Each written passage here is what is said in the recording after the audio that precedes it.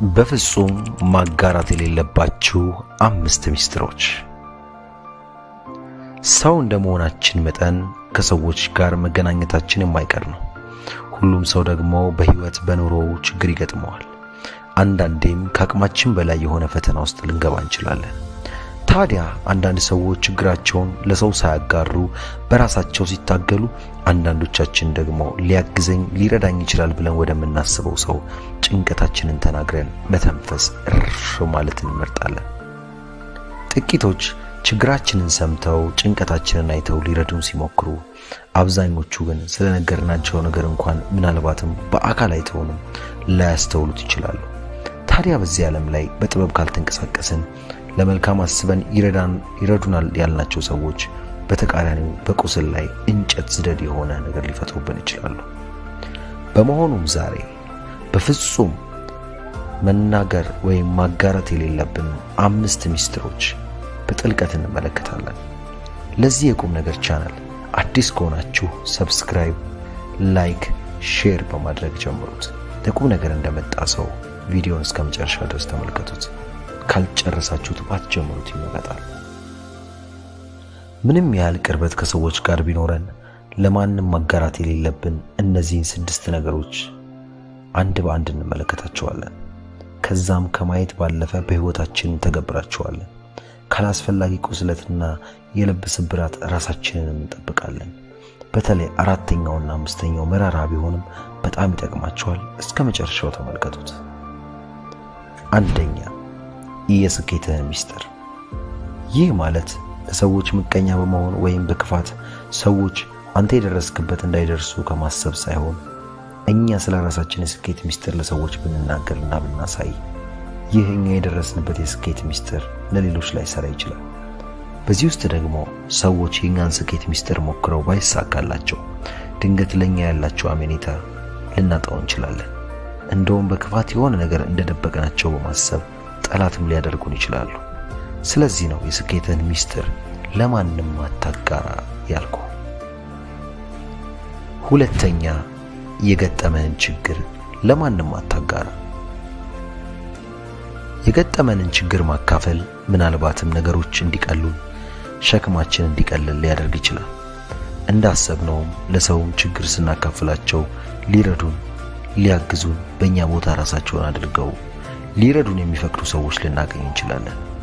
ምንም እንኳን ሊረዱን ቢችሉና ቢሞክሩ እንኳን ከእርዳታቸው ጀርባ ምን እንዳለ ማሰቡ ግን ተገቢ ነው። ምክንያቱም በዚህ ሰጥቶ መቀበል በሆነች ዓለም ላይ ከተሰጠን ጀርባ ምን እንዳለ ማሰብ ምንም ጥያቄ የለውም። ይህን እንኳን በቀላሉ ብናልፈው፣ አንዳንዶች ደግሞ የኛን መቸገርና ጭንቀታችንን፣ ገመናችንን ለነርሱ መናገራችን እንዲያላቸው እንኳን እንደሌላቸው ሲሆኑብን፣ ሊረዱን ሲችሉ እንዳልቻሉ የሚያስመስሉት ነገር ሊፈጠር ይችላል። ያም ደግሞ ልባችንን ያቆስለዋል። ከንፈር እየመጠጡ ሲያላግጡብንም ውስጣችን ይጎዳል። አንዳንዶች የኛን መቸገርና ማጣት፣ እርዳታ መፈለጋችንን የነሱ መጠቀሚያ ሊያደርጉትም ይችላሉ። በእናንተ ክፍተት የራሳቸው መጠቀሚያ ወይም ጥቅም ማግኛም ያደርጓቸዋል። ስለዚህ የገጠማችሁን ችግር አታጋሩ። ሶስተኛ፣ መድረስ የምትፈልግበትን ህልምህን ለማንም አታጋራ። ይህ ለሴቶችን ጭምር ነው። በህይወታችሁ መድረስ የምትፈልጉበትና ያስቀምጣችሁት ግብ ካላችሁ ያን ነገር ራሳችሁ ጋር ብቻ ማቆየት አለባችሁ። ምክንያቱም ህልማችሁ፣ ግባችሁ ለሰዎች ስታጋሩ ሰዎች በህልማችሁና በግባችሁ ላይ ትችት፣ ማጣጣል ሊያደርጉባችሁ፣ እንደማይሳካላችሁ ደጋግመው ሊነግሯችሁ ይችላሉ። በዛ ውስጥም እናንተ ተነሳሽነታችሁን ታጡና ሰዎች ባስቀመጡት እንቅፋት ተሰነካክላችሁ ትወድቃላችሁ። እርሱ ብቻ አይደለም። በቅዱስ ቃሉ ላይ የዮሴፍን ታሪክ ስንመለከት ትልቅ ህልም ከሌሎች ወንድሞቹ በልጦ በማየቱ ሲቀኑበትና ሲሳለቁበት አሳልፈው ሲሸጡት የገዛ ወንድሞቹን ተመልክተናል። ባለራዕይ ወይም ትልቅ ህልም የሚታያችሁ ሰዎች ስትሆኑ ከህልማችሁ ወይም ከህልምሽ የተነሳ ሰዎች እናንተን መጥላት፣ እናንተን ማጣጣል፣ እናንተ ላይ ማላገጥ ይጀምራሉ። ህልማችሁም እንዳይሳካና አካል እንዳይለብስ የተቻላቸውን ያህል ድንጋይ ይወርውሩባቸዋል። ከቻሉ ይገሏቸዋል። ስለዚህ ባካችሁ በህልማችሁ አትቀልዱ። መድረስ የምትፈልጉትን ህልማችሁን ለማንም አታጋሩ። አራተኛ፣ ገቢያችሁን ለማንም አታሳውቁ። ለማንም ምንም ያህል ገቢ እንዳላችሁ አታሳውቁ። ምክንያቱም ሰዎች በጣም ከባድ ፍጥሮች ነን። ገቢያችሁን ባወቁበት ቅጽበት በፊት ከሚያከብሯችሁ ማንነታችሁ ይቀየሩባችኋል፣ ይንቋቸዋል። እስኪ በጥልቀት እንመልከቱ ይህን ሐሳብ። ገቢያችሁን ስታሳውቁ እነርሱ ከገመቱት በታች ከሆነ በሰዎች ለመናቅና ላለመከበር፣ ተሰሚነትን ለማጣት በፊት ታገኟቸው የነበሩትን ቦታዎች ሁሉ ታጣላችሁ። ለምን ይመስላችኋል? ሰዎች ማንነታችሁ በትንሿ ገቢና በትልቁ ገቢ ስለሚለኩት ነው። እሺ ገቢያችሁ እነርሱ ከሚጠብቁት የበለጠ ከሆነስ? ለራሳችሁ ትልቅ የቅናትና የእንቅፋት አለት አስቀምጣችሁ ማለት አይደል? ሰዎች ይህን ያገኛችሁትን ነገር ከቻሉ ሊቀሟችሁ፣ ሊዘርፏችሁ አሊያም ሊገድሏችሁ ሊሞክሩ ይችላሉ። በተመሳሳይ ደግሞ ስማችሁን በማጥፋት የእናንተ ጥረት ውጤት እንዳልሆነ ለሰዎች ሁሉ ስማችሁን ሊያውጁ ይችላሉ። ስለዚህ ነው ገቢህን ለማንም አታሳውቅ ያልኩህ። በመጨረሻ የምናየው የቤተሰቦቻችሁን ችግር ለማንም አታጋሩ። ቤተሰቦቻችን ብዙ አይነት ችግሮች ሊገጥሟቸው ይችላሉ። የጤና፣ የኢኮኖሚ፣ የትዳር ብቻ ብዙ አይነት ችግር ይፈጠራል። እኛም የቅርባችን ለምንላቸው የቤተሰቦቻችን ችግር ሄደን ተናግረን እረፍትን ለማግኘት አስበን ለሰዎች ልናጋራ እንችላለን። ነገር ግን አንዳንዴ ይህ እረፍት አገኝበታለሁ ብለን አስበን የተናገርነው ማንኛውም ችግራችን ሌላ መዘዝ ይዞ ሌላ ጣጣ ይዞብን ሊመጣ ይችላል። ምናልባትም ባለትዳር ከሆነን እስከ መለያየት ችግሩን ሊያባብሰው ይችላል። እንደው ችግሩ በጣም ሲከፋ እያያችሁ ዝም በሉ ባለም ቢያንስ ለምትናገሩት ሰው ማንነት በደንብ መርምሩ። አለበለዚያ የሰዎች መጠቀሚያ ትሆናላችሁ። እስቲ አንዴ አይናችሁን ጨፈን አድርጉና ይናስቡ። ዓለም ልክ እንደ አንድ ትልቅ የካርታ ጨዋታ ብትሆንና በዚህም የህይወት ጨዋታ ውስጥ ህጉ አንድ ቢሆን ታውቃላችሁ፣ የሚያሸንፈው ህጉን የደበቀው እንጂ ህጉን ለተጋጣሚ ያሳየው አይደለም። በዚህ ቪዲዮ በየመንገዱ፣ በየሶሻል ሚዲያው፣ በየካፌው ሰዎች ሁሉንም ነገር ለዓለም ለመዝራት ሲጣደፉ፣ ስለ እቅዳቸው ሲጮሁ፣ ስለ ፍቅር ህይወታቸው ሲያወሩ፣ ስለ ንብረትና ሀብታቸው ሲያወሩ፣ እንዲያውም ገና ስላልተፈጠረው ነገር ሳይቀር ሲተነብዩ መታየቱ የሚያመጣውን መዘዝና ለራሳቸው መስከረት ያለባቸውን ወሳኝ 10 ነገሮች ይሰጣል። ለቻናላችን አዲስ የሆናችሁ ቻናሉን ሰብስክራይብ፣ ላይክ በማድረግ እንዲሁም በኮሜንት እንድትሳተፉ ከእውቀት ማዕድ እንድትቋደሱ እጋብዛችኋለሁ። በዚህ ጊዜ ሁሉም ሰው መጽሐፍን ማንበብ፣ ሁሉም ሰው ገጹን ገልጦ እባካችሁ አንብቡኝ እያለ ይለምናል። ግን ወዳጄ አንድ ጥያቄ ልጠይቅህ፣ መጽሐፉን አንብበህ ስትጨርስ ምን ታደርገዋለህ? መልሱ ቀላል ነው። ወደ መደርደሪያ ወርውረህ ወደ ሌላ አዲስ መጽሐፍ ትሄዳለህ።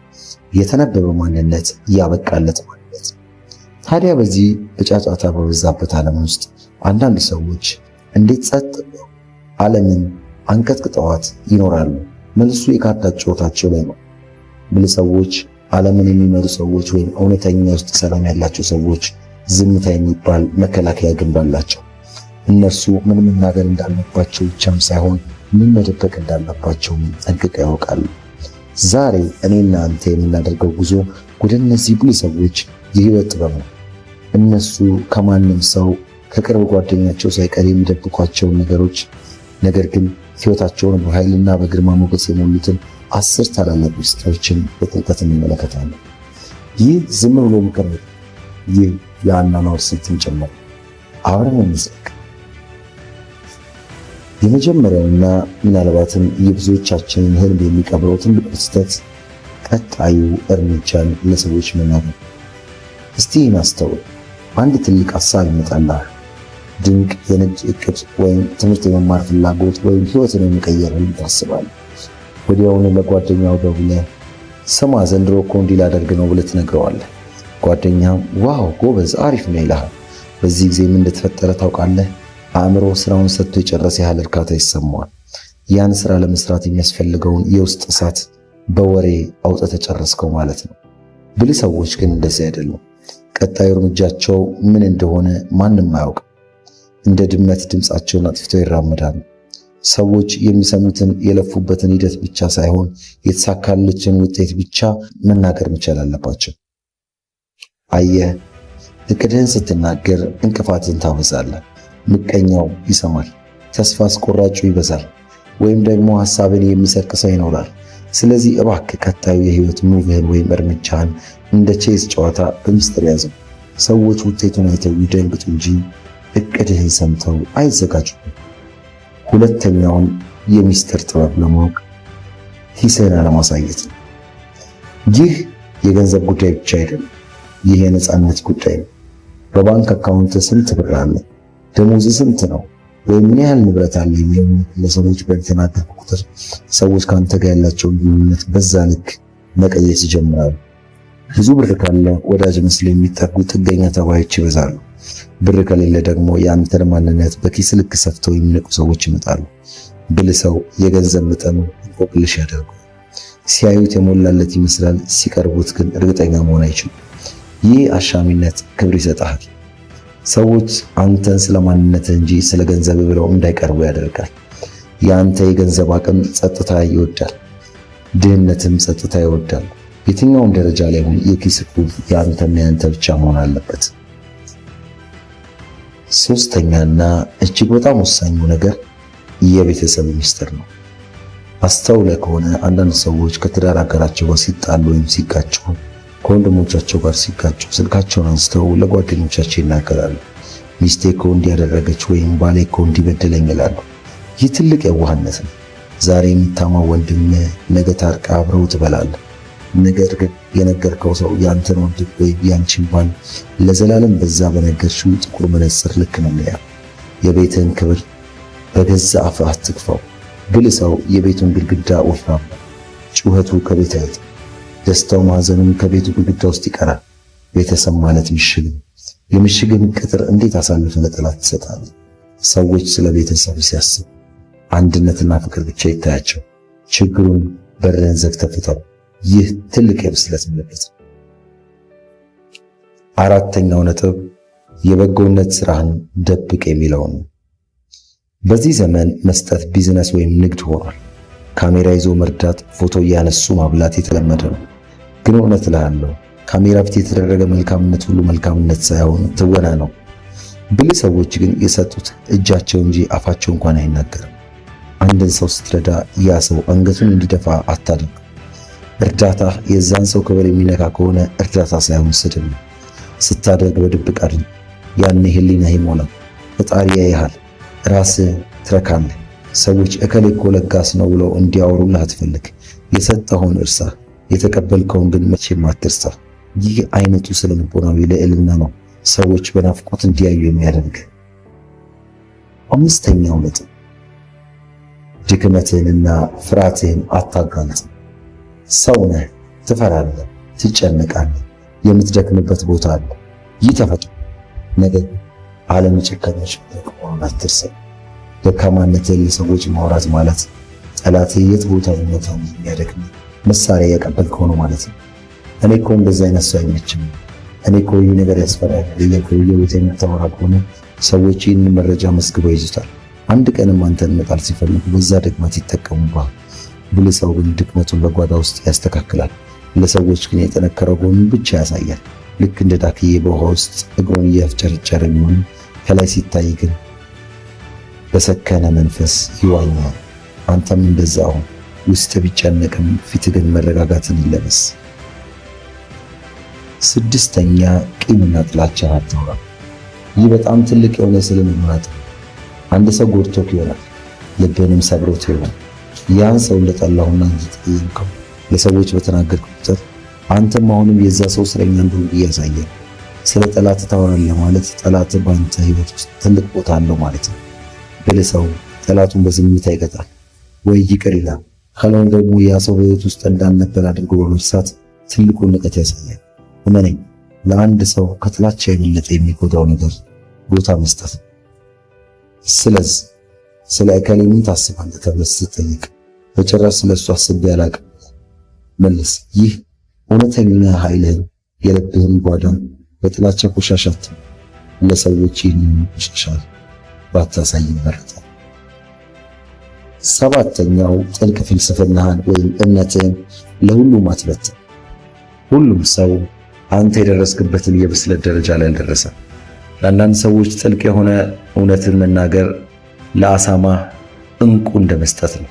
እንቁን ይረግጡታል እንጂ አይቀበሉትም። አንተንም መልሰው ያታልሉሃል። አመለካከትህን ለማስረዳት ጎሮሮ እስኪደርቅ የምትከራከር ከሆነ ጉልበትን እያባከንክ ነው። ብልህ ሰው እንደ ሰውየው አቅም ነው የሚያወራው። የገባውን ዝም ብሎ ያልፋል። አየህ ወዳጄ፣ እውነት ራሷን መከልከል ትችላለች ወይም ራሷን መከላከል ትችላለች። ያንተ ጠበቃነት አያስፈልጋትም። ስለዚህ የህይወት እይታህን ለሚገባቸው ጥቂት ሰዎች ብቻ አካፍል። ለሌላው ግን ዝምታ ከንግግር በላይ ያስተምራል። ስምንተኛ የህክምና ታሪክ ህመምህን አታውራ። በእርግጥ ህመምህን ለሐኪም ለቤተሰብ መናገር አለብህ። ነገር ግን ለምታገኘው ሰው ሁሉ ወገቤን አመመኝ፣ ሆዴን እንዲያደረገኝ፣ መድኃኒት እየዋጥኩ ነው እያልክ የምትናገር ከሆነ ሰዎች በአዘኔታ አይን ማየት ይጀምራሉ። አዘኔታ ደግሞ የክብር ተቃራኒ ነው። ሰዎች አይዞህ እንዲሉ አትፈልግ። ሰዎች እንዴት ጠንካራ ሰው ነው እንዲሉ ስራ። ብልህ ሰው ህመማቸውን በጽናት ያሳልፋሉ። ድንጋይ ቢጫንባቸው እንኳን እንደ ጥጥ ቀላል ይሆንላቸዋል። እንደ ጥጥ ቀላልም አድርገው ስቃያቸውንም ደብቀው ይሄዳል። ይህ የጀግንነት መገለጫ ነው። ህመምህን መደበቅ ስትችል ጤንነት ወደ አንተ ይቀርባል። ምክንያቱም የሰዎችን አሉታዊ ኃይል ሳይሆን የራስን የውስጥ ጥንካሬ ስለምትጠቀም በቀላሉ ይሳካልሃል። ዘጠነኛው ስለ ትናንት ጀብዱ አታውራ። ይህ የብዙዎቻችን በሽታ ነው። እኔ ድሮ እንዲህ ነበርኩኝ፣ ድሮ እኮ እንዲህ እናደርግ ነበር እያሉ የሞተ ታሪክ መተረክ ትልቅ ውድቀት ነው። ወዳጄ ትናንት አልፏል። የትናንት ጀግንነት ለዛሬው ማንነት ዋስትና አይሆንም። ዛሬ እጅ ላይ ምን አለ? ዛሬስ ምን እየሰራ ነው? ዓለም የሚጠይቅ ይህን ነው። ስለ ራስህ ታሪክ የምትናገር ከሆነ ስራ ትንሽ ነው። ስራው ትልቅ የሆነ ሰው ስለ እርሱ የሚናገሩት ሌሎች ሰዎች ናቸው። ንጉሥ ነኝ የሚል ሰው ንጉሥ አይደለም። ንጉሥ ዝም ብሎ በዙፋኑ ላይ ይቀመጣል እንጂ ግርማ ሞገሱ ይናገራል። ስለዚህ ታሪክን አትተርክ። የራስን ታሪክ፣ ያለፈውን ስራ፣ ማንነትን እንደ ጥላ ይከተልህ እንጂ እንደ መሪ ከፊት ለፊትህ አይቅደም። አስረኛውና የመጨረሻው ላይ ደርሰናል። ምን ያህል ጠንክረህ እንደምትሰራ አታሳይ። ይህ ጥበብ የጥበቦች ሁሉ አውራ ነው። ጣሊያኖች ስፓስቱዘራ ይሉታል።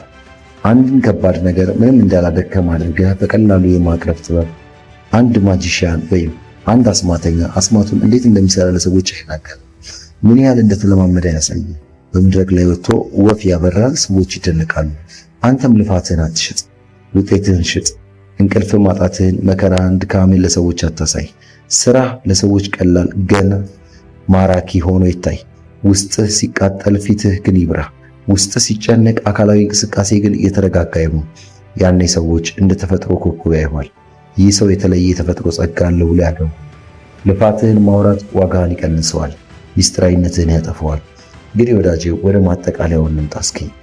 እነዚህ 10 ነጥቦች ከሰዎች ጋር እንድትጣላ ወይም እንድትኩራራ የተሰጡ መሳሪያዎች ሳይሆኑ እነዚህ ነጥቦች በዚህ በጩኸት በተሞላ ዓለም ውስጥ የራስህን ሰላማዊ ሕይወት የምታገኝባቸው ጥበቦች ናቸው። ብልህ ሰው መሆን ማለት ሁሉንም ማወቅ ማለት አይደለም። ያወቁትን መቼና የት ለምን ለሰው መናገር እንዳለበት ማወቅ እንጂ። ከዛሬ ጀምሮ እንደ ጥልቅ ባህር ላይ ሲታይ ጸጥ ያለ ሰላማዊና ውብ፣ ውስጡ ግን ማንም የማያውቀው ማንም የማይደፍረው ማንም ያልደረሰበት ጥልቅ ኃይልና ሀብት የያዘ ይሁን። ያኔ ሰዎች አንተን ለማወቅ ይጓጓሉ፣ ለማክበር ይገደዳሉ፣ ሲጠሉህ ይጨነቃሉ፣ ሲያገኙ ይደሰታሉ። ምክንያቱም አንተ ለሁሉም ትገኝ ርካሽ ካሳቶ በውድ ዋጋማ ፍጥረት ብቻ የምትገኝ የማይነበብ መጽሐፍ ሆነሃልና ነው። በሕይወት ላይ አዲስ ምዕራፍ፣ አዲስ ብስለትና አዲስ ክብር ከዛሬ ጀምሮ እንደምትወስድ ሙሉ ተስፋ አለኝ። ይህን ጥበብ ለሚያስፈልገው ሰው ቪዲዮውን በማጋራት ልትቀይረው ለምትፈልገው ለራስ ሰው አጋራው። ለራስ ያለህም ክብር ሲጨምር ዓለም ለአንተ ያላት ክብር ይጨምራል። ይህ ኢንስፓየርድ ጄኔሬሽን ነው። ትውልድን በተሻለ እውቀት፣ በተሻለ ጥበብና በተሻለ ማንነት ለመገንባት እንተጋለን። አብራችሁኝ ስለቆያችሁ ከልብ አመሰግናለሁ። በሌላ ድንቅ ቪዲዮ እስክንገናኝ ድረስ ነገሩን አላንዘዛባችሁ። ውድ የቻናሌ ቤተሰቦች ከዚህ ቪዲዮ በጣም ብዙ አስተማሪ እውቀቶችን እንዳገኛችሁበት ተስፋ አደርጋለሁ። ምንም ያህል ጊዜያችሁን ሰጥታችሁ ስትከታተሉ ስለቆያችሁ እያመሰገንኩ፣ ነገር ግን ከመስማትና እውቀቱን ከማግኘት ያለፈ በህይወታችሁን በተግባር አውሏቸው ለማለት እፈልጋለሁ። ለዚህ የለውጥ ቻናል አዲስ ከሆኑ ሰብስክራይብ፣ ላይክ፣ ሼር በማድረግ ቤተሰብ ይሁኑ። ከተማማርናቸው አምስቱ ለማንም ማጋራት ከሌለብን ነገሮች ውስጥ የተሰማችሁንና ሞር ውስጣችሁን የያዘውን በእውነት ይህን ነገር አስተምሮኛል የምትሉትን በኮሜንት ሴክሽን ላይ አስቀምጡልኝ። የእናንተው ምርጥ ቻናል ኢንስፓየር ጄነሬሽን ነው። ብልህ ሰው እነዚህን 10 ነገሮች ስለ ራሱ ይደብቃል። ሰላም ጤና ይስጥልኝ፣ እንደምናላችሁ የኢንስፓየር ጄነሬሽን ቤተሰቦች። እስቲ አንዴ አይናችሁን ጨፈን አድርጉና ይህን አስቡ። ዓለም ልክ እንደ አንድ ትልቅ የካርታ ጨዋታ ብትሆንና በዚህም የህይወት ጨዋታ ውስጥ ህጉ አንድ ቢሆን ታውቃላችሁ፣ የሚያሸንፈው ካርዱን የደበቀው እንጂ ካርዱን ለተጋጣሚ ያሳየው አይደለም። በዚህ ቪዲዮ በየመንገዱ፣ በየሶሻል ሚዲያው፣ በየካፌው ሰዎች ሁሉንም ነገር ለዓለም ለመስራት ሲጣደፉ፣ ስለ እቅዳቸው ሲጮሁ፣ ስለ ፍቅር ህይወታቸው ሲያወሩ፣ ስለ ንብረትና ሀብታቸው ሲያወሩ፣ እንዲያውም ገና ስላልተፈጠረው ነገር ሳይቀር ሲተነብዩ መታየቱ የሚያመጣውን መዘዝና ለራሳቸው ማስቀረት ያለባቸውን ወሳኝ 10 ነገሮች ይዘን ቀርበናል። ለቻናላችን አዲስ የሆናችሁ ቻናሉን ሰብስክራይብ፣ ላይክ በማድረግ እንዲሁም በኮሜንት እንድትሳተፉ ከእውቀት ማዕድ እንድትቋደሱ እጋብዛችኋለሁ። በዚህ ጊዜ ሁሉም ሰው መጽሐፍን ማንበብ ፈልጓል። ሁሉም ሰው ገጹን ገልጦ እባካችሁ አንብቡኝ እያለ ይለምናል። ግን ወዳጄ አንድ ጥያቄ ልጠይቅህ፣ መጽሐፉን አንብበህ ስትጨርስ ምን ታደርገዋለህ? መልሱ ቀላል ነው። ወደ መደርደሪያ ወርውረህ ወደ ሌላ አዲስ መጽሐፍ ትሄዳለህ። የተነበበ ማንነት ያበቃለት ማንነት ነው። ታዲያ በዚህ በጫጫታ በበዛበት ዓለም ውስጥ አንዳንድ ሰዎች እንዴት ጸጥ ብለው ዓለምን አንቀጥቅጠዋት ይኖራሉ? መልሱ የካርታ ጨዋታቸው ላይ ነው። ብልህ ሰዎች፣ ዓለምን የሚመሩ ሰዎች ወይም እውነተኛ ውስጥ ሰላም ያላቸው ሰዎች ዝምታ የሚባል መከላከያ ግንብ አላቸው። እነርሱ ምን መናገር እንዳለባቸው ብቻም ሳይሆን ምን መደበቅ እንዳለባቸው ጠንቅቀው ያውቃሉ። ዛሬ እኔና አንተ የምናደርገው ጉዞ ወደ እነዚህ ብልህ ሰዎች የህይወት ጥበብ ነው። እነሱ ከማንም ሰው ከቅርብ ጓደኛቸው ሳይቀር የሚደብቋቸውን ነገሮች፣ ነገር ግን ህይወታቸውን በኃይልና በግርማ ሞገስ የሞሉትን 10 ታላላቅ ምስጢሮችን በጥልቀት እንመለከታለን። ይህ ዝም ብሎ ምክር አይደለም። ይህ የአኗኗር ስልትን ጭምር ነው። አብረን እንዝለቅ። የመጀመሪያውና ምናልባትም የብዙዎቻችንን ህልም የሚቀብረው ትልቁ ስህተት ቀጣዩ እርምጃን ለሰዎች መናገር ነው። እስቲ ይህን አስተውል። አንድ ትልቅ ሀሳብ ይመጣልሃል። ድንቅ የንግድ እቅድ ወይም ትምህርት የመማር ፍላጎት ወይም ህይወትን የሚቀየር ህልም ታስባለህ። ወዲያውኑ ለጓደኛው ደውለህ ስማ ዘንድሮ እኮ እንዲህ ላደርግ ነው ብለህ ትነግረዋለህ። ጓደኛም ዋው ጎበዝ አሪፍ ነው ይልሃል። በዚህ ጊዜ ምን እንደተፈጠረ ታውቃለህ? አእምሮ ስራውን ሰጥቶ የጨረሰ ያህል እርካታ ይሰማዋል። ያን ስራ ለመስራት የሚያስፈልገውን የውስጥ እሳት በወሬ አውጥተህ ጨረስከው ማለት ነው። ብልህ ሰዎች ግን እንደዚህ አይደሉም። ቀጣዩ እርምጃቸው ምን እንደሆነ ማንም አያውቅም። እንደ ድመት ድምፃቸውን አጥፍተው ይራመዳሉ። ሰዎች የሚሰሙትን የለፉበትን ሂደት ብቻ ሳይሆን የተሳካለችን ውጤት ብቻ መናገር መቻል አለባቸው። አየህ፣ እቅድህን ስትናገር እንቅፋትን ታበዛለህ። ምቀኛው ይሰማል፣ ተስፋ አስቆራጩ ይበዛል፣ ወይም ደግሞ ሐሳብን የሚሰርቅ ሰው ይኖራል። ስለዚህ እባክህ ቀጣዩ የህይወት ሙቭህን ወይም እርምጃህን እንደ ቼዝ ጨዋታ በሚስጥር ያዘው። ሰዎች ውጤቱን አይተው ይደንግጡ እንጂ እቅድህን ሰምተው አይዘጋጁ። ሁለተኛውን የሚስጥር ጥበብ ለማወቅ ኪስህን አለማሳየት ነው። ይህ የገንዘብ ጉዳይ ብቻ አይደለም፣ ይህ የነፃነት ጉዳይ ነው። በባንክ አካውንት ስንት ብር አለ፣ ደሞዝ ስንት ነው፣ ወይም ምን ያህል ንብረት አለ የሚለውን ነገር ለሰዎች በተናገር ቁጥር ሰዎች ከአንተ ጋር ያላቸውን ግንኙነት በዛ ልክ መቀየስ ይጀምራሉ። ብዙ ብር ካለ ወዳጅ መስለው የሚጠጉ ጥገኛ ተባዮች ይበዛሉ። ብር ከሌለ ደግሞ የአንተን ማንነት በኪስ ልክ ሰፍተው የሚንቁ ሰዎች ይመጣሉ። ብልህ ሰው የገንዘብ መጠኑን እንቆቅልሽ ያደርገዋል። ሲያዩት የሞላለት ይመስላል፣ ሲቀርቡት ግን እርግጠኛ መሆን አይችሉም። ይህ አሻሚነት ክብር ይሰጣል። ሰዎች አንተን ስለ ማንነትህ እንጂ ስለ ገንዘብ ብለው እንዳይቀርቡ ያደርጋል። የአንተ የገንዘብ አቅም ጸጥታ ይወዳል፣ ድህነትም ጸጥታ ይወዳል። የትኛውም ደረጃ ላይ ሆን የኪስ ቁልፍ የአንተና የአንተ ብቻ መሆን አለበት። ሶስተኛና እጅግ በጣም ወሳኙ ነገር የቤተሰብ ሚስጥር ነው። አስተውለህ ከሆነ አንዳንድ ሰዎች ከትዳር አጋራቸው ጋር ሲጣሉ ወይም ሲጋጩ ከወንድሞቻቸው ጋር ሲጋጩ ስልካቸውን አንስተው ለጓደኞቻቸው ይናገራሉ። ሚስቴ እኮ እንዲያደረገች ወይም ባሌ እኮ እንዲበደለኝ ይላሉ። ይህ ትልቅ የዋህነት ነው። ዛሬ የምታማው ወንድም ነገ ታርቃ አብረው ትበላለህ። ነገር ግን የነገርከው ሰው ያንተን ወንድም ወይም ያንቺን ባል ለዘላለም በዛ በነገርሽው ጥቁር መነጽር ልክ ነው የሚያየው። የቤትህን ክብር በገዛ አፍህ አትግፋው። ብልህ ሰው የቤቱን ግድግዳ ወፍራም ነው፣ ጩኸቱ ከቤት አይወጣም። ደስታው ማዕዘኑም ከቤቱ ግድግዳ ውስጥ ይቀራል። ቤተሰብ ማለት ምሽግ ነው። የምሽግህን ቅጥር እንዴት አሳልፈ ለጠላት ትሰጣለህ? ሰዎች ስለ ቤተሰብ ሲያስቡ አንድነትና ፍቅር ብቻ ይታያቸው። ችግሩን በርህን ዘግተህ ፍታው። ይህ ትልቅ የብስለት ምልክት ነው። አራተኛው ነጥብ የበጎነት ሥራህን ደብቅ የሚለው ነው። በዚህ ዘመን መስጠት ቢዝነስ ወይም ንግድ ሆኗል። ካሜራ ይዞ መርዳት፣ ፎቶ እያነሱ ማብላት የተለመደ ነው። ግን እውነት እልሃለሁ ካሜራ ፊት የተደረገ መልካምነት ሁሉ መልካምነት ሳይሆን ትወና ነው። ብልህ ሰዎች ግን የሰጡት እጃቸው እንጂ አፋቸው እንኳን አይናገርም። አንድን ሰው ስትረዳ ያ ሰው አንገቱን እንዲደፋ አታድርገው። እርዳታ የዛን ሰው ክብር የሚነካ ከሆነ እርዳታ ሳይሆን ስድብ ነው። ስታደርግ በድብቅ አድርግ። ያኔ ህሊናህ ይሞላል፣ ፈጣሪ ያይሃል፣ ራስህ ትረካለህ። ሰዎች እከሌ እኮ ለጋስ ነው ብለው እንዲያወሩልህ አትፈልግ። የሰጠኸውን እርሳ፣ የተቀበልከውን ግን መቼም አትርሳ። ይህ አይነቱ ስነ ልቦናዊ ልዕልና ነው ሰዎች በናፍቆት እንዲያዩ የሚያደርግ። አምስተኛው ነጥብ ድክመትህንና ፍርሃትህን አታጋልጥ። ሰው ነህ፣ ትፈራለህ፣ ትጨነቃለህ፣ የምትደክምበት ቦታ አለ። ይህ ተፈጥሮ ነው። ነገር ግን ዓለም ጨካኞች መድረክ መሆን አትርሳ። ደካማነትህን ለሰዎች ማውራት ማለት ጠላትህ የት ቦታ ቢመታ እንደሚያደክም መሳሪያ ያቀበልከው ነው ማለት ነው። እኔ እኮ እንደዚህ አይነት ሰው አይመቸኝም፣ እኔ እኮ ይህ ነገር ያስፈራኛል እያልክ በየቦታ የምታወራ ከሆነ ሰዎች ይህንን መረጃ መዝግበው ይዙታል። አንድ ቀንም አንተን መጣል ሲፈልጉ በዛ ድክመት ይጠቀሙብሃል። ብልህ ሰው ግን ድክመቱን በጓዳ ውስጥ ያስተካክላል። ለሰዎች ግን የጠነከረው ጎኑን ብቻ ያሳያል። ልክ እንደ ዳክዬ በውሃ ውስጥ እግሩን እያፍጨረጨረ ቢሆንም ከላይ ሲታይ ግን በሰከነ መንፈስ ይዋኛል። አንተም እንደዛው ውስጥ ቢጨነቅም ፊት ግን መረጋጋትን ይለበስ። ስድስተኛ ቂምና ጥላቻን አታውራ። ይህ በጣም ትልቅ የሆነ የስነ ልቦና ጥበብ ነው። አንድ ሰው ጎድቶክ ይሆናል፣ ልብህንም ሰብሮት ይሆናል። ያን ሰው እንደጠላሁና እየተቀየምከው ለሰዎች በተናገርክ ቁጥር አንተም አሁንም የዛ ሰው እስረኛ እንደሆንክ እያሳየ ነው። ስለ ጠላት ታወራለህ ማለት ጠላት በአንተ ሕይወት ውስጥ ትልቅ ቦታ አለው ማለት ነው። ብልህ ሰው ጠላቱን በዝምታ ይቀጣል ወይ ይቅር ይላል። ካልሆነ ደግሞ ያ ሰው በሕይወት ውስጥ እንዳልነበር አድርጎ በመርሳት ትልቁን ንቀት ያሳያል።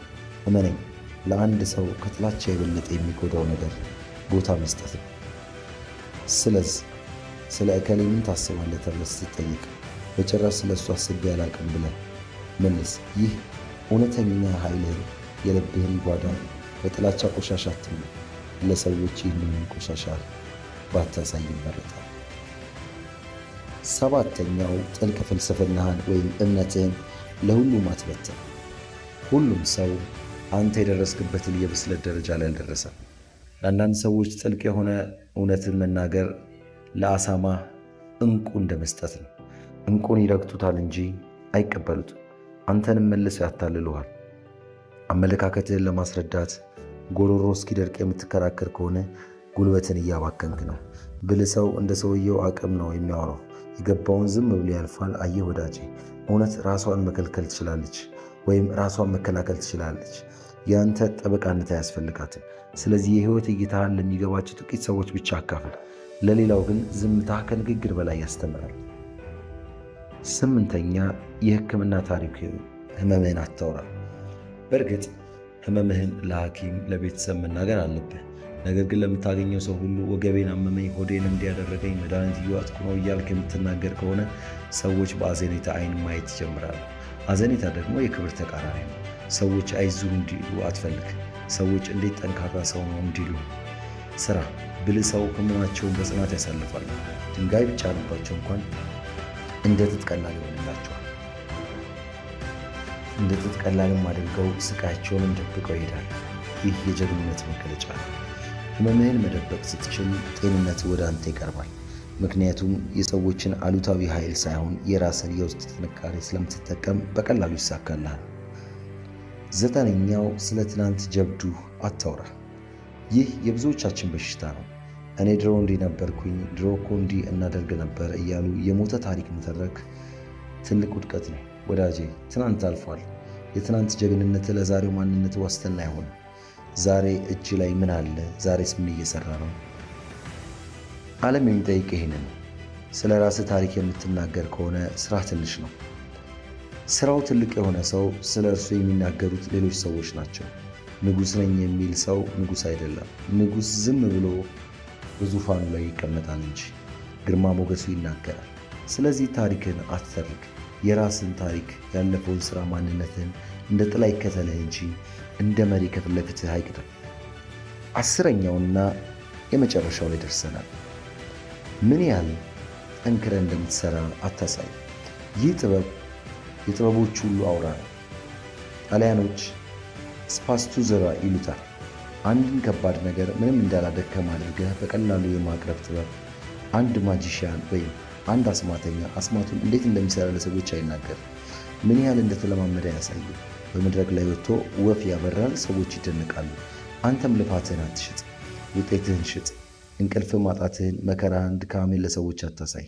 ስራህ ለሰዎች ቀላል ገና ማራኪ ሆኖ ይታይ። ውስጥህ ሲቃጠል ፊትህ ግን ይብራ። ውስጥህ ሲጨነቅ አካላዊ እንቅስቃሴ ግን የተረጋጋ ይሁን። ያኔ ሰዎች እንደ ተፈጥሮ ኮከብ ያዩሃል። ይህ ሰው የተለየ የተፈጥሮ ጸጋ አለው ብሎ ያከብረዋል። ልፋትህን ማውራት ዋጋህን ይቀንሰዋል፣ ሚስጥራዊነትህን ያጠፈዋል። እንግዲህ ወዳጄ ወደ ማጠቃለያው እንምጣ እስኪ። እነዚህ 10 ነጥቦች ከሰዎች ጋር እንድትጣላ ወይም እንድትኩራራ የተሰጡ መሳሪያዎች ሳይሆኑ እነዚህ ነጥቦች በዚህ በጩኸት በተሞላ ዓለም ውስጥ የራስህን ሰላማዊ ሕይወት የምታገኝባቸው ጥበቦች ናቸው። ብልህ ሰው መሆኑ ማለት ሁሉንም ማወቅ ማለት አይደለም። ያወቁትን መቼና የት ለምን ለሰው መናገር እንዳለበት ማወቅ እንጂ። ከዛሬ ጀምሮ እንደ ጥልቅ ባህር ላይ ሲታይ ጸጥ ያለ ሰላማዊና ውብ፣ ውስጡ ግን ማንም የማያውቀው ማንም የማይደፍረው ማንም ያልደረሰበት ጥልቅ ኃይልና ሀብት የያዘ ይሁን። ያኔ ሰዎች አንተን ለማወቅ ይጓጓሉ፣ ለማክበር ይገደዳሉ፣ ሲጠሉህ ይጨነቃሉ፣ ሲያገኙ ይደሰታሉ። ምክንያቱም አንተ ለሁሉም የምትገኝ ርካሽ ካሳቶ በውድ ዋጋና ፍጥረት ብቻ የምትገኝ የማይነበብ መጽሐፍ ሆነሃልና ነው። በሕይወት ላይ አዲስ ምዕራፍ፣ አዲስ ብስለትና አዲስ ክብር ከዛሬ ጀምሮ እንደምትወስድ ሙሉ ተስፋ አለኝ። ይህን ጥበብ ለሚያስፈልገው ሰው ቪዲዮውን በማጋራት ልትቀይረው ለምትፈልገው ለራስ ሰው አጋራው። ለራስ ያለህን ክብር ሲጨምር ዓለም ለአንተ ያላት ክብር ይጨምራል። ይህ ኢንስፓየርድ ጄኔሬሽን ነው። ትውልድን በተሻለ እውቀት፣ በተሻለ ጥበብና በተሻለ ማንነት ለመገንባት እንተጋለን። አብራችሁኝ ስለቆያችሁ ከልብ አመሰግናለሁ። በሌላ ድንቅ ቪዲዮ እስክንገናኝ ድረስ ሰላም ቆዩልኝ።